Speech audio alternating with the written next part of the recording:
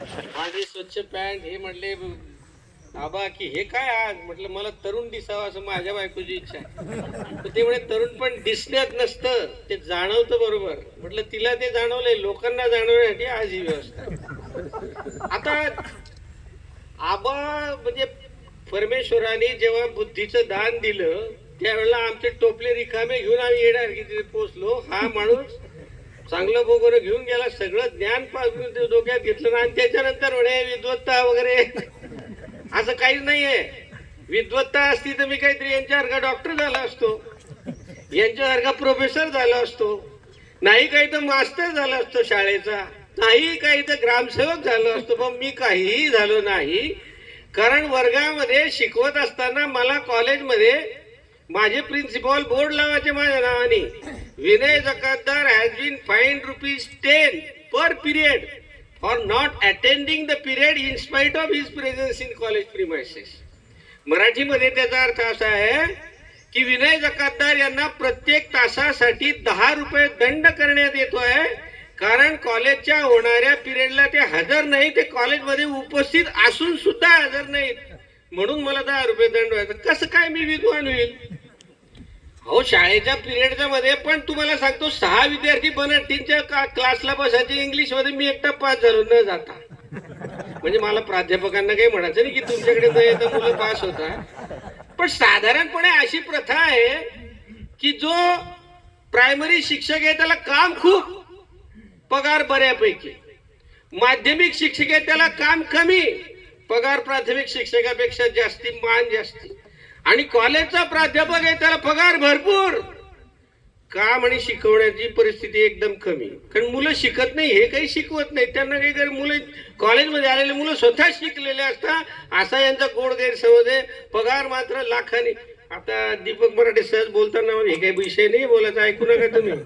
पण ते मला म्हणे पेन्शन मला 1,40,000. बापरे.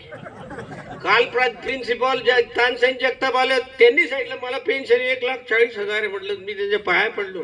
म्हटलं 1,40,000 हे माझ्या 12 महिन्याच्या पूर्ण पगारात कधी झाले नाही. तर अशा पद्धतीने विद्वान वगैरे काही नाही. थोडस मला सवय आहे थोडस. मी काय आहे बुवा लोक काय करतात, मेन स्टोरी असते ना तर ते छोट्या छोट्या स्टोरीज मध्ये जास्ती घुसतात, मेन स्टोरी मग परत येतात. तसं परत येतो. आजच्या कार्यक्रमाचे अध्यक्ष सगळी डॉक्टर मंडळी स्टेजवर आहे, बरेचसे डॉक्टर मंडळी, त्यामुळे मला आपोआपच बरं वाटायला लागलं. कारण इंजेक्शन घ्यायचं नसेल तर मुलाला आपोआप लहानपणीच बरं वाटतं. मला जर माझ्या मुलगीला वाटलं इंजेक्शन देऊ का तर ती नाही मला बरं वाटतंय. पण यांना पाहून मला बरं वाटतंय. पहा तुम्ही निलेश सरांकडे, निलेश डॉक्टरांकडे, ज्याचा चेहरा पाहून 10,000 दूर होतो आमचे असे निलेश डॉक्टर. डॉक्टर कसा पाहिजे की त्याला पाहिल्यानंतर वाटलं पाहिजे की आपल्याला बरं वाटायला लागेल. 2 प्रकारचे डॉक्टरांनी बरं वाटतं. एक बेसूर पाहिजे जो इंजेक्शन घेऊन उभा आहे, त्याला पाहून पेशंटला बरं वाटतं. हे दुसऱ्या प्रकारातले आहे. यांचं हास्य पाहून आपल्याला तुला बरं वाटायला लागतं की छान आहे बरं चाललंय एकंदरीत. तशा प्रकारचे निलेश डॉक्टर. डॉक्टर त्यांना म्हणायलाच नको, ते सुद्धा फार समाजसेवक आहेत. त्यांच्या पुढे अनेक गोष्टी आहेत. या गावामध्ये यांनी आता उल्लेख केला बांबरूड. बांबरूड गाव मोठं हुशार गाव. इथे काय होत नाही काय घडत नाही सगळ्या प्रकारे दोन्ही बांबरूड बद्दल बोलतोय मी. आणि बांबरूड गावाला मी येता येताच म्हटलं काय हुशार नियोजन आहे तुमचं. 8:30 वाजता कार्यक्रम ठेवला म्हणजे नाश्ता बिष्टा घरथाईन खरी या. 10:30-11ला जो संपेल म्हणजे जेवण 12 वाजता घरच करा. बरं त्यावेळेला चहा जर मागितला तर मग आता जेवण करायचं घरी जाऊन चहा काय पिणार आहे ते. म्हणजे सर्व प्रकारचे बंद. धर्माबा बसले, पद्महिले तर ढेपलायले तर ते बी आज आमने छोटं अप्पा सांगा आज चतुर्थी आहे म्हणजे ते बी बंद. सर्व प्रकार हुशार मंडळी. मग ते म्हणे नाही आम्ही नाश्ता ठेवलाय. म्हटलं थोडस बरं व्हायचं आहे, बरं वाटतंय. पण एकंदरीत गुणग्राहकता आजकाल अडचणीच्या गोष्टी. आता आबांसारख्या नंतर भाषण करणं मला कधीच आयुष्यात जमले नाही. मला नेमकी उलटीच वेळ येते. ते आधी बोलता आणि मला नंतर बोलायचं असतं. म्हणजे मला माझं भाषण काहीतरी आणावं लागतं, त्यात लोक बसतील. नाही तर कॉलेजमध्ये विद्यार्थ्यांसमोर भाषण करताना मुलांना सांगावं लागतं आता टाळ्या वाजवू नका मी थांबवणार आहे. तर तुम्हालाही वाटलं मी कंटाळवाणा तर टाळ्या वाजवायच्या म्हणजे मला समजून जाईल की आता खाली बसायला पाहिजे. तर इतक्या पद्धतीने इतकं चांगलं भाषण काय बोलले. मला अर्धा क्षण त्याचं ते जे बोलतात ना ते प्रत्येक वेळा मी 10 मिनिटं नंतर विचार करतो मग नंतर मला कळतं सॉक्रेटिस कोण, हे कोण, अरिस्टॉटल. घरी जाऊन वाचावं लागतं, सिकंदर कोण, अरिस्टॉटल कोण, सॉक्रेटिस कोण, हे कोण लोक झाले. मग यांच्यामुळे आम्ही वाचायला लागलो, म्हणून आम्हाला कळायला लागलं. आमचा बाप आम्हाला शिकवायचा लहानपणी सॉक्रेटिस काय आहे, शायलॉक काय आहे, मर्चंट ऑफ व्हेनिस काय असतं. अशा पद्धतीने शिकत शिकत मोठं झालं. पण आम्ही सांगितल्याप्रमाणे देवाकडे जाताना आमची चाळणी होती आणि यांचं मोठं बोगणं चांगलं होतं. बुद्धिमत्तेच्या मानाने आम्ही कमी पडलो. यांच्यानंतर भाषण करायचं हा थोडासा अन्याय. ही मंडळी मोठी चतुर आहे. सगळ्यात जास्त भाषण कोण करतात तर तेच करतात. जे हे नवीन प्रकारचं सूत्रसंचालन हे नवीन प्रकार आहे. त्यांना प्रत्येक भाषणामध्ये बोलायची संधी असते. ते सगळ्यात जास्त भाषण करतात. बरं, भाषण करणाऱ्याची चिरफाडही करतात ते. आता मान्य विनय दकादार यांनी असं असं सांगितलं, तसं ते आपण नाही सांगितलं ते बी सांगून टाकतात. आणि आपल्या भाषणाला असं काय नको ते बी सांगतात, काय पाहिजे त्यांना काय पाहिजे तेही सांगतात. आणि मुख्य म्हणजे कोणी भाषण करावं हे ते ठरवतात, कोणी करू नये हे सुद्धा तांदळे सर ते ठरवतात. सूत्रसंचालन हे मी लहानपणी करत आलो. मला नंतर लक्षात आलं की लोक फार शिवाय द्यायला लागले, पण बंद करून टाकले. पण आजकाल त्यांच्याजवळ मोठी चातुर्य असतं. ते वेगवेगळे कारण देऊन सांगतात, वयस्कर असल्यामुळे तुमचा नंबर शेवटी लावला, शेवटी लोक कंटाळले असल्यामुळे तुमचं भाषण आम्ही बंद करून टाकलं, वगैरे वगैरे वगैरे. पण असं ही मोठी काय बोलतात ते सुद्धा.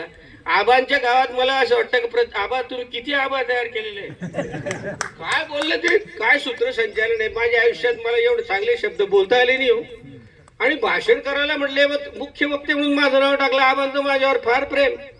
ते मला नेहमी बोलतात बांबरूडला भाषण करायला. वाटलं बांबरूड ही सगळी इतक्या पद्धतीने संपृक्त कानाने विद्वत्ता ऐकून ऐकून ज्ञानेश्वरी ऐकून ऐकून इतकी प्रवृत्त झालेली माणसं तुमच्या समोर आम्ही काय बोलावं. एक गोष्ट मला नेहमी आठवते. दीपक मराठेंबद्दल बोलतोय आपल्याला, आपण नंतर हळूहळू सरकत चाललो. दीपक मराठेंबद्दल बोलतोय. मला बऱ्याच वेळा वाटायचं की लोक नमस्कार करायचे त्यांना. वयस्कर मंडळी सुद्धा काही वेळा, काही बांबरूडची तिकडची भजनी मंडळी त्यांनी नमस्कार केले. दोन प्रकारचे नमस्कार मी पाहतो. लहान माणसाला म्हणजे 20, 25, 30 वर्षाचा, 40 वर्षाचा माणूस आहे, 70 वर्षाची माणसं नमस्कार करताय. राजकारणाचे पहा तुम्ही स्टेजवर, एकनाथ शिंदे 40-50 वर्षाचे असेल, 70 वर्षाचा नमस्कार. आमदार 50 वर्षाचा असेल, 80 वर्षाचा म्हातारा नमस्कार. हा एक नमस्कार पाहिला. आणि आज यांना नमस्कार करतात. अरे दिव्यत्वाची जेथे प्रचिती तेथे कर माझे जुळते. हा नमस्कार जो आहे हा यांना नाही आहे, हा दीपक मराठेंना नाही आहे, हा आबांना नाही आहे. हा त्यांच्यातल्या बुद्धिमत्तेला, त्यांच्यातल्या प्रगल्भत्वाला, त्यांच्यातल्या विचारशक्तीला आणि त्यांच्या जाणीवेला, नेणीवेला, प्रतिभेला नमस्कार आहे. हा नमस्कार खरा नमस्कार आहे. नंतर राजकारणात मला द्या हो काहीतरी म्हणून जो नमस्कार चालतो ते फार हिडीच चित्र असतं. हे म्हणले तुम्ही राजकीय, मी राजकीय कधीच नव्हतो नाही. राजकीय कोणाला म्हणतात, जे पदावर आहे. अमोलदादा सारखे म्हणजे ते राजकारणात ते चांगली माणसं आहे बरं, तसं काही नाही. राजकारणातल्या माणसं, राजकीय लोक असे आजकाल ही थोडीशी शिवी वापरायला जायची. आता जरा चांगलेपणा आला राजकारणात, मोदी आले, सगळं चांगलं चाललंय, निलेशजी सांगतील चांगलं. पण हे सगळी माणसं आता राजकारणामधल्या माणसांबद्दल एक प्रकारे वेगळ्या पद्धतीने पाहिलं जातं. तसा राजकारणात मी नव्हतो. अहो मी तुम्हाला मगाशी सांगितलं, कॉलेजमध्ये कधी नीट गेलो नाही, लग्न होईल की नाही याची खात्री नव्हती, मला नोकरी नव्हती. हे म्हणले अंधश्रद्धा निर्मूलन समितीचं काम करता, चांगलं काम करता. यांनी अंधश्रद्धेवर आता थोडे आबा म्हणजे सगळ्या याच्यावर कोरडी उडून गेले. आता अंधश्रद्धेवर, बाबावर, ते मंदिरामध्ये पाणीच पाणी जमायला लागलंय सध्या. महादेवाचं मंदिर का कसलं मंदिर असतं ते, मी तर काही जात नाही, पूजाही करत नाही. मी सुद्धा काही मानत नाही तसं फार, म्हणजे अंधश्रद्धा. श्रद्धा मानतो मी. माझं लग्न गटारी अमावस्येच्या दिवशी केलं.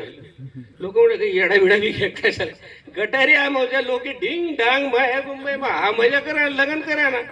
माझी बायपास जेव्हा झाली, डॉक्टर म्हटले की तुमची बायपास कोणत्या दिवशी करायची. मी म्हटलं काय तारखा आहे, म्हटलं ही तारीख घ्या. अहो म्हणजे या तारखेला एकही ऑपरेशन नाही आमच्या हॉस्पिटलमध्ये, एवढं पुण्याचं रुबी हॉस्पिटल. का बरं. अहो म्हणे ही या दिवशी सर्वपित्री अमावस्या आहे. म्हटलं मग त्याच दिवशी माझं ऑपरेशन झालं पाहिजे, कारण मी एकटा. अरे सर्वपित्री अमावस्या, पित्रे घाबरतच लोक आहे. चालतंय मला. अंधश्रद्धा न पाळण्याचं वैशिष्ट्य मी केलं आलो. अमावस्येला सगळ्या गोष्टी करत आलो. माझी गाडी अमावस्येला घेतली. अरे माझा जन्मच अमावस्येला झाला, तो दिवस वाईट कसा असेल. त्यामुळे हा सगळा विषयाचा भाग आहे.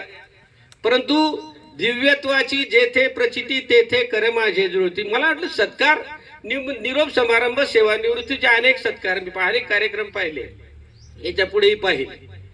पण निरोप समारंभाला बोलताना नेहमी सांगावं लागतं की असं असं करा सर, आता आता फिरायला जा, आता बायको बरोबर वेळ द्या, आता कुटुंबियांबरोबर वेळ घालवा, वहिनी आता हा आमचा भाऊ तुमच्याकडे आम्ही दान म्हणून दिलाय, आता यांचा कसा वापर करायचा ते पहा. वहिनी लगेच कपाळाला आट्या घालतात की आतापर्यंत रोज सकाळी शाळेत जायचे, कॉलेजला जायचे, आता दिवसभर घरी राहील राम, अडचणीचंच काम आहे. पण हा माणूस पहिला मी असा निरोप समारंभ पाहिला की यांच्या डोक्यामध्ये निरोप दिल्यानंतर काय करायचं याची जंत्री एवढी मोठी आहे, कारण एवढं मोठं काम आधीच करून ठेवलंय, त्यात भर म्हणून 2-4 कामं अजून वाढवून ठेवले. केव्हा निरोप मला मिळेल आणि केव्हा मी हे काम करायला जाऊ, इतक्या प्रचंड प्रमाणाचं या माणसाचं काम आहे. काय कामं बोलावे. अनुसयाबाई भील जी सुईण मुलगी, सुईण बाई, ज्या बाईने सगळ्यात जास्ती डिलिव्हरी म्हणजे बाळणपण केली बायांची, डॉक्टरच्या रूपाने जाऊन आली, धावून आली, अडीअडचणीला आल्या बायांना सोडवलं, त्या बाईचा सत्कार. अंजनवीर, ज्या अंचळगावच्या याच्यातल्या बाई, हा अंजनवीर, त्या बाईचा सत्कार. यांनी जागृती मंडळाच्या रूपाने सगळ्या टार्गेट मुलांना, आजकालची मुलं बघा तुम्ही, परिस्थिती गंभीर आहे, अडचणीचं आहे, सगळ्या टार्गेट मुलं असतील, कॉलेजचे मुलं असतील, शाळेचे मुलं असतील, तर सगळ्यांना जमवून त्यांना एक दिशा दिली, त्यांना एक लाईन लावली, त्यांना विचारांची लाईन लावली, त्यांना कामाची लाईन लावली, त्यांना समाजाची लाईन लावली, त्यांना समाजसेवेची वृत्ती जोपासली आणि त्यांच्यामधून चांगलं कार्य कसं होईल अशी सृजनता त्यांच्यामध्ये पसरवली. असा अलौकिक कार्य करणारी माणसं. यांनी मग सांगितलं बाबा आमटे यांची तू एक धागा एकच आहे, धागा एकच आहे कामाचा.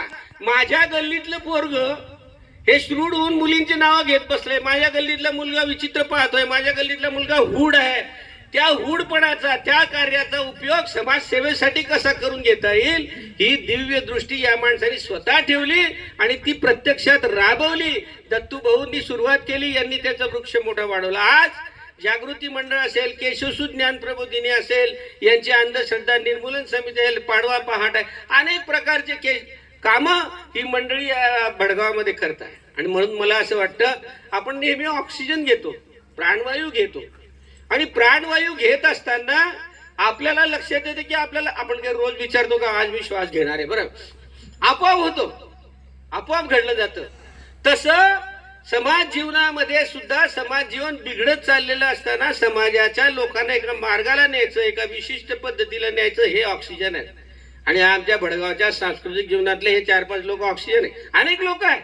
देशपांडे इथे समोर बसले, केशवसूत ज्ञान प्रबोधिनी चालवतात. आता केशवसूत ज्ञान प्रबोधिनीवरनं भाषणं होतात, वेगवेगळे व्याख्याते येतात. म्हणजे काय करतात, अरे त्यासाठी झटावं लागतं, कटावं लागतं, त्या लोकांना बोलून त्यांचे विचार लोकांच्या डोक्यात घालावे लागतं. हे सगळं कार्य ते करतात, त्याचं त्यांना काही नाही. अनसंग आहे, अनसंग हिरो म्हणतात त्यांना. बाहेर काय बरं टोपी मिळेल, काही गोंडाची टोपी मिळेल, काही कौतुक मिळेल, असं काहीच नाही. तसंच हे करतात. निलेश डॉक्टर करत असतील, अनेक कामं त्यांच्यावर कामं आपण त्यांच्या वेळेला सांगू. ही लोक पडद्या आडून, आबा आहे, पडद्या आडून सगळं करतात. त्यांचं कौतुक फारसं होत नाही. आजकालचा जमाना बोर्डांचा आहे, जिकडे गेलं तिकडे. हे मित्रमंडळ तो एवढा मोठा, यांना वाढदिवसाच्या हार्दिक शुभेच्छा, त्याचा फोटो एवढा, शरद पवार एवढा. म्हणजे कोण कोणाला शुभेच्छा देतं हेच कळत नाही.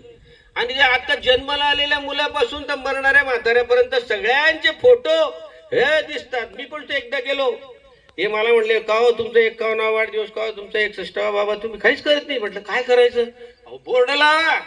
मग एकाला बोलवलं, म्हटलं ते बोर्डवर पाहिलं, माननीय टिंब यांना वाढदिवसाच्या हार्दिक शुभेच्छा, त्याचा फोटो खाली, त्याचा शुभेच्छा, त्याचा फोटो. म्हटलं मग 4-5 लोकांना बोलवलं, अरे माझा वाढदिवस आहे, माझाही फोटो टाका, द्या म्हणे पैसे. पैसे, अरे तू फोटो टाक, येणारी गॅग म्हणे फोटो आम्ही नाही टाकतात, त्या लोक मागतात फोटो द्या, फोटो द्या, 10 वेळा मागतात, आम्ही एकदा त्या सर्व त्याच छापतात, त्याच फोटो टाकतात, त्याच लावतात. म्हणजे वाढदिवस ज्यांना त्याला खर्च आहे का, हा तुम्ही खर्च करायला, आम्ही 50 फोटो लावतात, 50 बोर्ड. हा प्रकार नवीनच कळला मला की हे सगळे बोर्ड वाढदिवस ज्यांचा त्यांच्या मार्फत होता, मग आमचे काही फोटो नाही आलेले बरं आहे. आणि ह्या फोटो नसणाऱ्या माणसांमध्ये ही माणसं आहे. कधी दिसलं का, हे दिसणार नाही. कारण फोटोवर येणं हे कर्तृत्व नाही आहे, हे कर्तृत्वहीनता आहे. अशा पद्धतीने आणि हे कर्तृत्व आहे की आम्हाला दिव्यत्वाची जेथे प्रचिती तेथे कर्माशी जुळते. मला काही नकोय, माझा फोटो वाढदिवसाला मोठा झाला पाहिजे, माझा फोटो लोकांच्या हृदयात त्याची प्रतिभा मोठी झाली पाहिजे, माझ्यामुळे लोक कार्यरत झाले पाहिजे, माझ्यानंतर माझं कार्य चालू झालं पाहिजे, माझी आठवण लोकांनी काढली, तोच माझा फोटो, तीच माझी प्रतिमा, तीच माझी खरोखर तृप्ती. आणि अशा पद्धतीची ही माणसं समाजामध्ये आहे. म्हणून समाजामध्ये काहीतरी चांगलं घडत चाललंय, नाही तर चांगलं घडण्याची आजकाल अपेक्षा नाही. मग अशा आबांनी सांगितल्याप्रमाणे सगळे पाणी फेकताय, कुठे काय चाललंय, कुठे काय चाललंय, याचा वाढदिवस आहे, त्याचा, एवढंच आपलं. मला सुद्धा काही जमायचं नाही, मी सुद्धा कशातच नाही गेला की तो म्हणून राजकारणात जातो. ए बी पाटील सर की जय, अप्पासाहेब की जय, अण्णासाहेब की जय, तात्यासाहेब की जय, वगैरे वगैरे. मला आप्पा नावाचा एक परिस मलाही मिळाला, ओंकार आप्पा का, म्हणून मी थोडाफार लाईनीत आलो. नाही तर आम्ही म्हणजे असं आहे की तुम्ही बिघड, हे म्हणले तुम्ही बिघड, तुम्ही ही घडा आम्ही घडा, असं नाही ते. आम्ही बिघडलो तुम्ही बिघडा ना, दोन्ही अर्थ आहे. बिघडलो बी म्हणा, बिघडलो बी म्हणा, तशा प्रकारचं हे आहे. हे सुद्धा घडलेलं आहे. यांनी मग अशी सांगितलं, मी लहानपणी शाखेत जायचो RSSच्या, ते आमचे मामा वगैरे मला घेऊन जायचे, लहानपणीच जायचो. तर त्यावेळेला मला ते शिकवायचे, मंदिर उभवणे हेच आमुचे ब्रीद, असू आम्ही सुखाने पत्थर पायातील. हे त्यांचं वाक्य आहे. काही काही गोष्टी चांगल्या आहेत त्यांच्यातल्या, त्याच्यामध्ये या चांगल्या चांगल्या गाणे मी लक्षात ठेवले. अजूनही मला प्रार्थना पाठ आहे. RSS मध्ये जाणारे, अत्यंत दिव्यत्वाचं बोलणारे, त्यांना प्रार्थना पाठ नाही. माझ्यासमोर 10 माणसं जर आणले त्यांना पाठ नाही, माझी मी जात नसताना पाठ. याचं कारण असं आहे की ही चांगली गोष्ट आहे, त्याचा अर्थ चांगला आहे, त्यातले विचार चांगले आहे, आणि हे सगळं काम करणारी ही सुद्धा मंडळी ग्रेट आहे. आणि म्हणून दिव्यत्वाची जेथ प्रचिती मी नेहमी म्हणत असतो. आणि म्हणून मग अशी त्यांनी सांगितलं, मंदिर उभवणे हेच आमुचे ब्रीद, असू आम्ही सुखाने पत्थर पायातील. रामाचा सेतू उभारत असताना सगळे वानर फिरायचे, दगड टाकायचे, हे टाकायचे, वाळू टाकायचे. एक खार, खडी खाप दिली म्हणतो आपण, ती खार मातीमध्ये अशी फिरायची गोल गोल, आणि पटकन समुद्रात जाऊन फडफड करत ती माती टाकायची. 2-4 वानर म्हणले, काय येडी का असते, हसायला लागले. म्हणजे काय करते तू, एवढा मोठा सेतू पार करायचा आहे, तू एवढीशी माती झटकाय राहिली काय.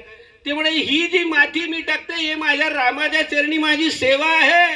ज्यावेळेला पूल उभा राहील, जेव्हा रावणाचा अंत होईल, तेव्हा माझ्या या खारीच्या मातीचं सुद्धा कौतुक होईल, आणि मला आनंद आहे की या सेतूमध्ये एवढीशी माती माझी सुद्धा आहे. आणि रामाने तिच्या पाठीवरून हात फिरवले. खारीच्या पाठीवर जे काळे 2 पट्टे ते रामाचे हात आहे असं आपण मानतो. ती खार सुद्धा आज सुद्धा त्या दृष्टीने कायमची अमरत झाली. कारण काय, छोटस काम केलं, त्या मानाने ही मंडळी इतकं काम समाजामध्ये करत आहे. मला खरोखर कौतुक वाटतं. दीपक मराठे या माणसाने कुठल्याही कामाबद्दलचा मोबदला कधी मागितला नाही, कुठल्याही कामाबद्दलची प्रतिष्ठित प्रतिक्रिया अशी नाही दिली की मी असं केलं, मी तर हे म्हटलं. मग अशी मी हा शब्दच त्यांच्या पुस्तकामध्ये नाही, त्यांच्या लिखाणामध्ये नाही, त्यांच्या विचारामध्ये नाही. ही मंडळी नेहमी करत आली. आणि एखाद्याचं चुकलं तर लगेच आपण साधारण साधी माणसं आहोत, काही घडलं तर चुकामुळे आपण लगेच बोलतो, काय हे बरोबर नाही. या माणसाकडनं कोणाबद्दलही तक्रार मी ऐकली नाही, तक्रारीचं स्वरूप त्यांच्याकडे ऐकलं नाही. त्यांच्या मिसेस परवा भाषणामध्ये म्हणल्या, आमची ओळख कशी झाली वगैरे वगैरे, त्या काही फारशा बोलत नाही. मला असं वाटतं हे काही त्यांना बोलायची संधी बाहेर देत नाही का त्या घरात बोलता, मला काही माहिती नाही. पण एकंदरीत त्या काही जास्ती बोलत नाही. आणि त्यांनी भाषणामध्ये इतकं उत्कृष्ट मांडलं की या माणसाची ओळख माझी झाली, कशी झाली वगैरे वगैरे. आणि यांनी लग्न 15 ऑगस्टला केलं. 15 ऑगस्टला स्वातंत्र्य, म्हणजे त्याचा गाजा वाजाने त्याचं काही नाही. मुलीचं लग्न केलं, पाहुण्यांना काय दिलं, अंधन म्हणतं, काय म्हणतं त्याला आपण, आहे पुस्तकं बक्षिस दिली. मी लग्नाला नव्हतं, माझ्या घरी पुस्तकं आली. त्यांना माहितीये येड्या माणसाला घरी दिल्याशिवाय हा वाचणार नाही. आणले माझ्या घरी पुस्तक. हा सगळा जो विचार आहे, हा विचार समाजाला एक गती देणारा विचार आहे.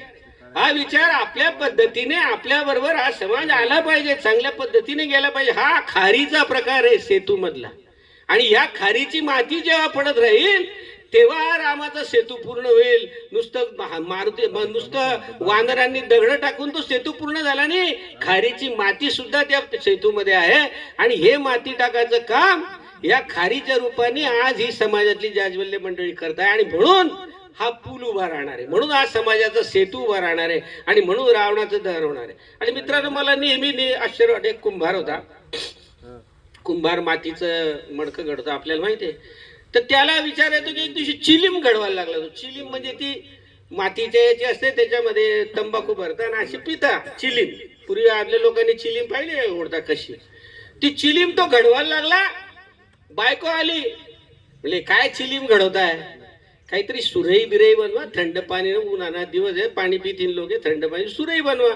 लगेच तो मत न करतो, अरे हा, तो सुरई बनवतो. सुरई बनवल्यानंतर ती सुरई बोलायला लागते, कुंभारा अरे तू एक विचार बदलावला फक्त, की चिलीमच्या ऐवजी माझीच माती, तीच माती, माझी माती चिलीम करापेक्षा मला सुरईत रूपांतर केलं. माझ्यावर जर चिलीम घडली असती तर सगळी आग पेटली असती, माझ्यामुळे लोकांच्या हृदयात आग गेली असती, ज्यांना ज्यांना धूर जातो त्यांना आग लागली असती आणि माझ्यामुळे सगळी रोगराई पसरली असती. आणि तू माझं सुराईत रूपांतर करून टाकलं. ही सुराई पाणी देते, थंडगार पाणी देते, लोकांना जीवन देते, लोक तृप्त होतात, आनंदित होतात. तुझा विचार बदलला आणि माझं आयुष्य बदललं. कुंभाराचा विचार बदलला, चिवलम पासून मला सुराईत रूपांतर केलं आणि माझं आयुष्य सगळं बदलून गेलं. तसं हे विचार बदलणारी माणसं आहे. आणि म्हणून आपल्या सर्वांच्या आयुष्यामध्ये बदल करणारी, ही विचार बदलणारी माणसं, हे कुंभार माणसं घडवतात. घडवणारं मणकं काय करतं काय नाही हा त्यांचा विषय नसतो, घडवण्याचं काम ते करतात. म्हणून म्हणतो की मंदिर वळणे हेच आमुचे ब्रीद, असू आम्ही सुखाने पत्थर पायातील. आणि या गावाबद्दल तर काय आमच्या आबाने, हे माणसं गावात आहे म्हणून त्या गावामधली, ही माणसं समाजात आहे म्हणून त्या समाजामधली, ही माणसं त्या ज्या ठिकाणात आहे त्या सगळ्या परिसरातली बुद्धिमत्ता, त्या परिसरातली विचार शुद्धता, त्या परिसरातला आकारमान, विचारमान, हे सगळं संपृक्त होतं. वेगळ्या मार्गाने जायला लागतं. दोन गावांची गोष्ट मी लहानपणी ऐकलेली आहे. दोन गावं असतात, बांबरूड वगैरे बद्दल मी बोलत नाही. दोन गावं असतात, कल्पनेतली गावं धरून घ्या. दोन गावांच्या मध्यंतरी एक देऊळ असतं. देवळावर महाराज येतात, 8-10 दिवस कीर्तन करतात. दोन्ही गावाचे लोक वा वा वा छान छान कीर्तन ऐकतात. महाराजांबरोबर 10-12 शिष्य मंडळी असतात. कीर्तन संपल्यानंतर महाराज म्हणतात की मी उद्या जाणार, आता माझं शेवटचं कीर्तन आज वगैरे झालं. कीर्तन संपतं, दोन्ही गावातली मंडळी म्हणतात महाराज जाताना आम्हाला काही उपदेश करून जा. ठीक आहे. एका गावाला सांगतात की तुम्ही या गावातून हलू नका, या गावामध्ये सोन्याच्या खाणी सापडणार आहे, इतके पैसेवाले होणार आहे तुम्ही, प्रत्येक जण करोडो रुपये, जो सोडून जाईल त्याला मिळणार नाही. दुसऱ्या गावाला म्हणा आम्हाला काय, तुम्ही इथून आलो, तुम्ही इथून ताबडतोब आला, या गावात मोठे संकट येणार आहे, भूकंप येणार आहे, सुनामी येणार आहे, एक बी जिथं राहणार नाही, सटका सगळे निघा उद्याच्या उद्या बाहेर. आता हे सगळं संपल्यानंतर महाराज घरी जाय, आपल्या महाराज दुसऱ्या गावाला जायला निघाले शिष्य मंडळी बरोबर. का म्हणे महाराज मलाही तुमचं काही कळत नाही म्हणे, शिष्य हुशार असताय, ते काही साधे नसताय, तुम्हाला माहिती शिक्षक मंडळीला सगळं. ते लगेच विचारायला लागले महाराज हे चांगलं गाव म्हणे, एवढं या चांगल्या गावाला म्हणतात तुम्ही निघा, बाहेर निघा, ताबडतोब इथे सुनामी येणार आहे, सगळे मरून जातील. आणि हे नालायक लोकांचं गाव, हे बेकार गाव, या गावातले लोक पाहिले आम्ही 8 दिवस, हे खराब, यांना इथेच थांबा, जाऊ नका सोन्याच्या खाणी. अरे म्हणे वेड्या, हे वेड्या, या वेड्या गावातले खराब गावातले लोक जातील, प्रत्येक गावात फिरतील, सगळे गाव खराब करतील, हे इथेच राहू दे. आणि चांगल्या गावातली माणसं ज्या ज्या गावाला जातील, एक एक गाव चांगलं करतील, एक एक गाव शुद्ध करतील, एक एक गाव पवित्र करतील. हे चांगल्या गावातली ही माणसं आहे, जाऊ नका इथून. पण विचार हा तुमचा असा आहे की तुम्ही जिथे जाल तिथे चांगली माणसं निर्माण कराल, तुम्ही जिथे जाल तिथे चांगल्या संस्था निर्माण कराल. आज माझ्या जागृतीचा कुठल्याही मंडळातला कोणताही कार्यकर्ता, इथे अनेक कार्यकर्ते बसले, कधीही ते स्वतःहून कुठेच प्रसिद्धीला आले नाही, कधीही त्यांनी मोठेपणाने काही सांगितलं नाही आम्ही हे केलं आम्ही ते केलं. काम करत राहतात, आपलं काम करतात. मिरवणुका सुद्धा इतक्या, परवा रथाची मिरवणूक आमच्याकडे निघाली, बोलायला नको, मान्य नेते मंडळी बसलेली आहे, त्यांना वाईट वाटेल. रथ चांगला आहे पण समोर 2 माणसं बसली. रथाची मिरवणूक आज 4 DJ फिरत होते, 4 DJ, डँग डँग डँग डँग, कानाला डळे बसायचे. आणि डीजे मध्ये नाचणारी मंडळी सगळी धूम, श्रीराम रथोत्सव, श्रीराम, अरे श्रीराम मला प्रिय आहे. पण आमचे देशपांडे नुकताच त्यांना अटॅक आला, हार्ट अटॅक आला होता 3रा. परमेश्वराने आपल्या चांगल्या सगळ्यांच्या सदिच्छेने चांगलं काम करणारा माणूस आहे. आपल्याला अनेक दिवस पाहिजे, सगळ्यांनी त्यांच्या आरोग्याबद्दल आपण चिंता केली पाहिजे. हा माणूस दरवर्षी रथाला कसंही असो जाणारा माणूस त्या आवाजाने आपल्याला प्रॉब्लेम नाही म्हणून दार बंद करून घरात बसला म्हणून. आणि अशी अनेक माणसं बसली. परवा मी एक कहाणी ऐकली की एका माणसाचा हार्ट अटॅकने मृत्यू झाला. 2 वर्षापूर्वी आपले राजू जकातदार इथे बसले, त्यांचे वडील बंडू जकातदार या सगळ्या आवाजाने दुसऱ्या दिवशी अटॅक येऊन केले. हा सगळा विचार आहे. श्रीरामाचा रथ चांगला आहे, मला सुद्धा श्रीरामाबद्दल आदर आहे, पण हा जो प्रकार चाललाय हा मोठा वाईट आहे. आणि याला विरोध करण्यापेक्षा कामाच्या रूपाने प्रतिकृती देणारे म्हणजे आमचे मराठे साहेब. त्यांच्या जागृती मंडळाची शिवाजी मिरवणूक जी असते विसर्जनाची, कुठेही आवाजाचा प्रचंड अतिरेक नसतो. लेझिम खेळतील, वेगवेगळ्या प्रकारच्या मुलांचे डान्स वगैरे असं करतील, वेगवेगळ्या प्रकारच्या कार्यक्रम करतील. आवाजाचा लोकांना त्रास होईल असं कुठल्याही अशा पद्धतीने आखीव रेखीव चांगली महावीर जयंतीची मिरवणूक अशा पद्धतीच्या मिरवणूक आल्या पाहिजे. लोकांना वाटलं पाहिजे की ही मिरवणूक आहे, हे लेझिम आहे, ही मंडळी आहे, या माझ्या गावातल्या बहिणी आहे, किती छान प्रकारे आपलं कार्य करताय. या मिरवणुकीचं स्वरूप यांनी घडवलं आहे. आणि म्हणून मंदिर उभवणे हेच आमुचे ब्रीद, असू आम्ही सुखाने पत्थर पायात. या माणसांनी हे घडवलंय, हे केलेलं आहे. आणि हे करताना कुठेही यांच्या नावाचा बोर्ड लागलेला नाही. आणि म्हणून माझी अमोल पाटील किंवा आपल्या सर्वांना विनंती आहे, अशा पद्धतीने जे ढाण ढाण ढाण करून श्रीरामाच्या पुढे आता तर असं आहे, शिवाजी महाराजांनी नाव सांगितलं. जगामध्ये शिवाजी महाराज अशा पद्धतीचं व्यक्तिमत्व होऊन गेलं की जगामध्ये अशा पद्धतीचा विचार करणं साधा विचार आहे. परवा मला एखादी मोठी गमतीदार गोष्ट सांगितली. म्हणे जनरल जालियनवाला बागची कथा आपल्याला माहिती आहे ना.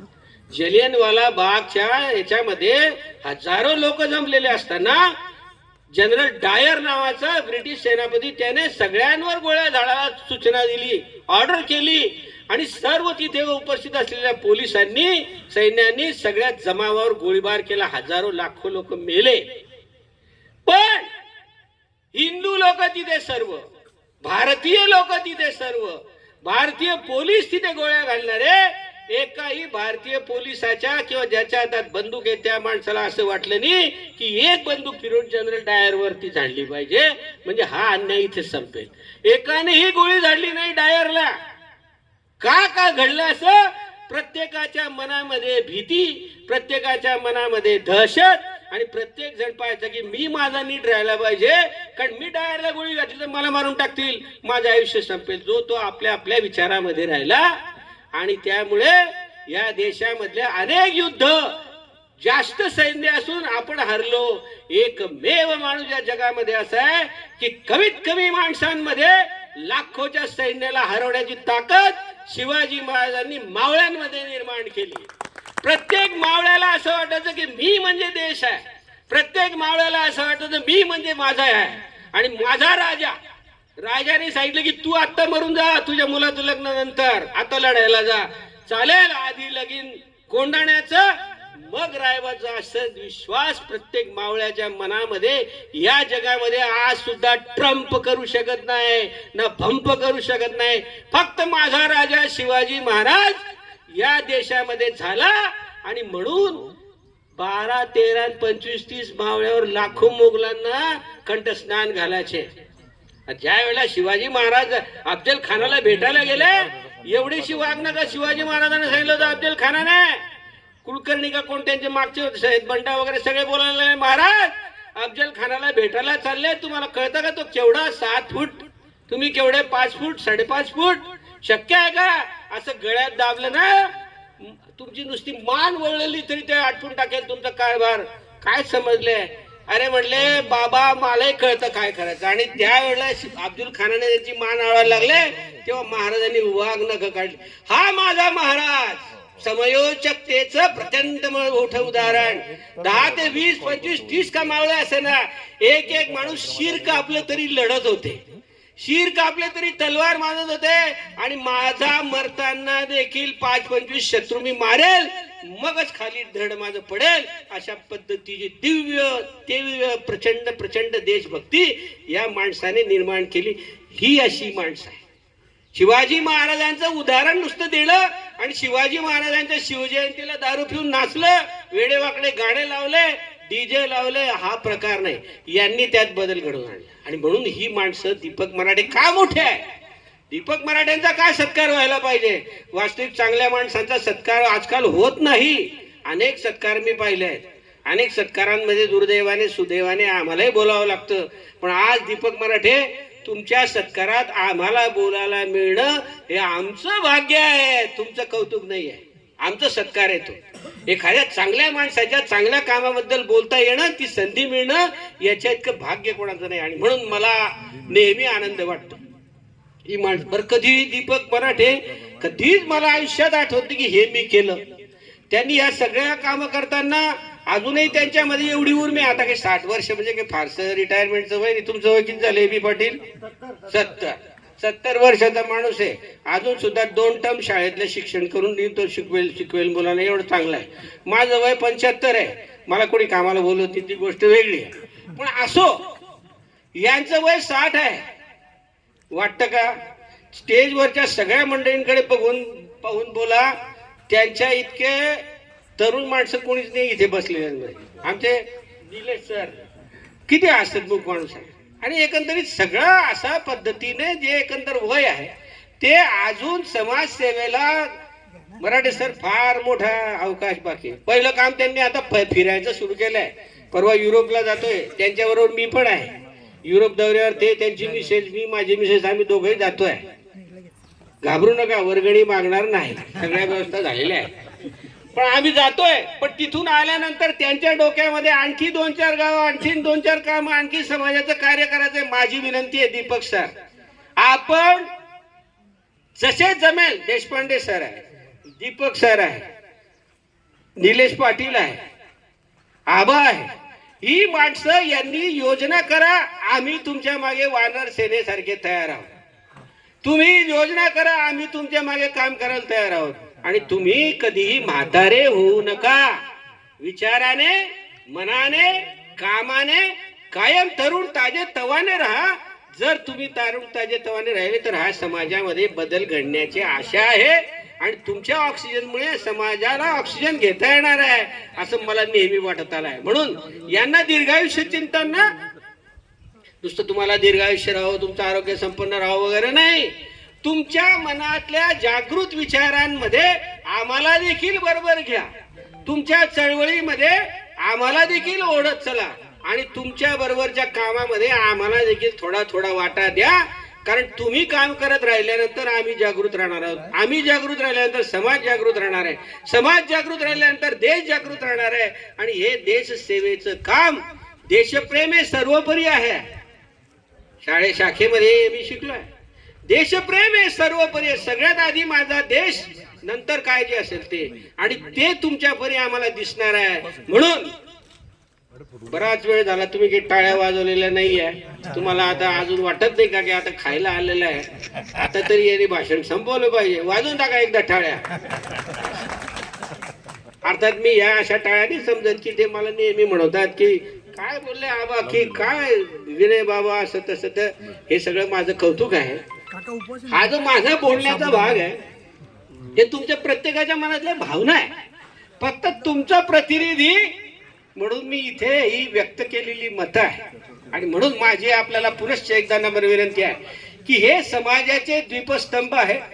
ही माणसं असणं म्हणजे आपला समाज जागृत, ठिकाणावर, वेळेवर आणि काम करणार आहे असं समजण्याचं आपलं काम आहे. आणि म्हणून या जागृत समाज व्यवस्थेमध्ये दीपक दादांचा, दीपक मराठेंचा सत्कार हा चांगलेपणाचा सत्कार आहे. दीपक मराठेंचा सत्कार हा जाज्वल्य देशप्रेमाचा सत्कार आहे.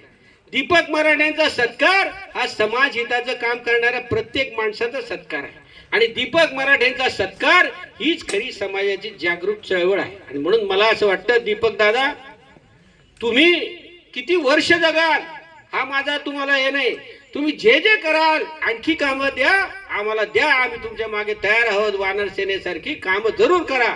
देशपांडे साहेब हे आहेत, निलेश आहे, आम्ही नेहमी नावं घेतो. नावांमध्ये माझी कंजूशी नाही, आणखी अनेक नावं असतील. म्हणजे असं नाही की कोणी त्यांच्या व्यतिरिक्त कोणी काम करत नाही. अनेक लोक काम करणारे या देशामध्ये आहेत आणि म्हणून या देशाचा एक वेगळा आधारस्तंभ मानणारी ही सगळी मंडळी आहे. आणि म्हणून माझी विनंती आहे की यांच्या हातून, या सगळ्या लोकांच्या हातून अशाच प्रकारे अत्यंत चांगलं, मनाला अत्यंत जाज्वल्य वाटणारं आणि आपली मान अभिमानाने उंच असणारं काम घडत राहावं. यांच्याकडून अशाच प्रकारचं कृत्य होत राहो की यांचा सत्कार करण्याची इच्छा बांबरूनच नाही तर प्रत्येक गावाला वाटली पाहिजे की माझ्या गावातर्फे दीपक मराठेचा सत्कार झाला पाहिजे. म्हणजे माझ्या गावामध्ये चांगलपणाचा सत्कार झाला पाहिजे, माझ्या गावातून आदर्शाचा सत्कार झाला पाहिजे, माझ्या गावातून दिव्यत्वाचा सत्कार झाला पाहिजे. आणि तो सगळा सत्कार म्हणजे आपल्यातल्या प्रेमाचा, आपल्यातल्या जाज्वल्यतेचा, आपल्यातल्या निष्ठेचा आणि आपल्यातल्या त्यागाचा सत्कार आहे. आपला सत्कार आहे एक प्रकारे, पण आपल्यातल्या चांगुलपणाचा हा सत्कार, हा दीपक मराठेंचा सत्कार आपण बांबरूडवाल्यांनी आज केला. बांबरूडवाले सगळ्याच कामांमध्ये, जसं मी गाव सांगतो तसं तुमच्या गावाने सुद्धा सोडून सगळे गावं नीट केली पाहिजे. आबांना सोडू नका, त्यांना इथेच ठेवा. परंतु ह्या सगळ्या चांगलपणाचं लक्षण आपल्या गावात आहे. आपल्या गावामध्ये काय होत नाही, आपल्या गावामध्ये ज्ञानेश्वरीची स्तोत्र झाली, हे झाली, काय सभा होतात, काय या गावाने एक आदर्श निर्माण केलाय तालुका स्तरावर की या गावामध्ये आबांसारखा माणूस आहे आणि आबा छोटू अण्णा हे सगळे घडवत आहेत. आज सगळे लोक आज उपस्थित केले. हे प्रत्येक जण माणसं किती याला महत्वानी, हा एक एक माणूस 100 लोकांचं प्रतिनिधित्व, 1000 लोकांचं प्रतिनिधित्व करणार आहे. आणि असा आपण या गावात बोलून आज दीपक दादांचा सत्कार केला म्हणून आपले जेवढे आभार मानावे तेवढे कमी आहे. आपलं कौतुक, आपल्या कौतुकासाठी एकदा टाळ्या वाजवा आणि मग दीपक दादांचा आणि माझं भाषण संपवतोय म्हणून टाळ्या वाजवा. धन्यवाद. धन्यवाद बाबा.